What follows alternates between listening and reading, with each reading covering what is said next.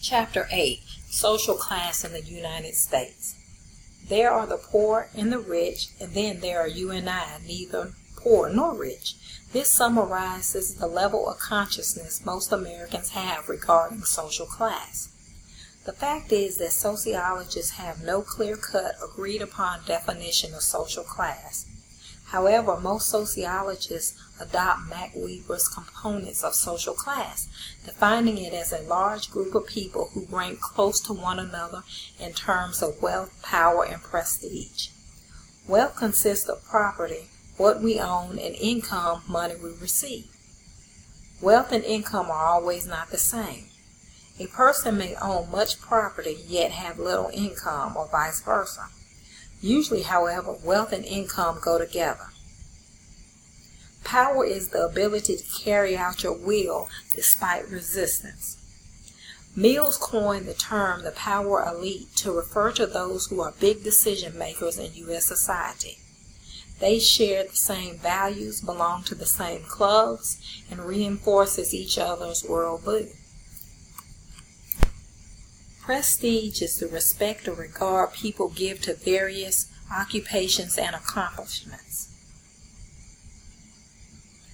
Although both Karl Marx and McWeaver proposed models of social class, both of these models have been modified to be more representative of the social structure and how it now exists. The capital class is composed of investors, heirs, and few executives, and is divided into old money and the new money. The children of the new money move the old money class by attending the right schools and marrying old money. The upper middle class is composed of professionals and upper managers. This class is one of the most shaped by education. The lower middle class is composed of the lower managers, craftspeople, and foremen. They have at least a high school education.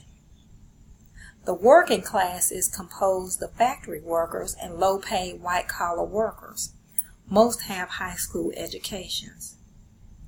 The working poor is composed of relatively unskilled blue-collar and white-collar workers and those with temporary seasonal jobs. If they graduated from high school, they probably did not do well in school. The underclass is concentrated in the inner cities and has little connection with the job market. Welfare is their main support. The homeless are so far down the class structure in their position that they must be considered even lower than underclass.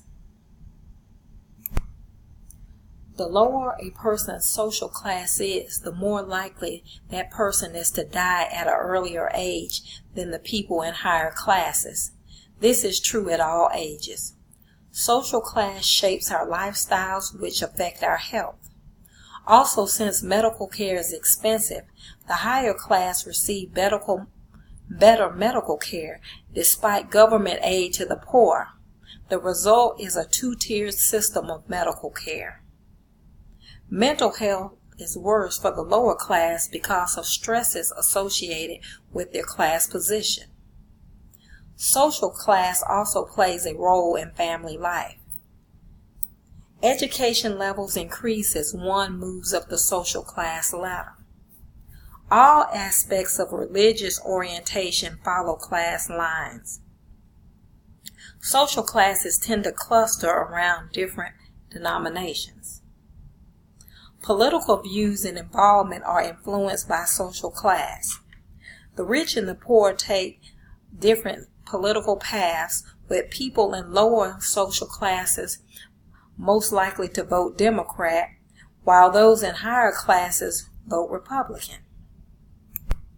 To measure the degree of poverty a family faces, the government establishes a standard based on family size and income. The model is based on the factor of 3 times what the average family of a specific size would spend on food. Families making less than the calculated amount are considered to be below the poverty line and entitled to benefits specifically available to the poor. Certain social groups are represented among the poor population. Children are more likely to live in poverty than are adults or the elderly.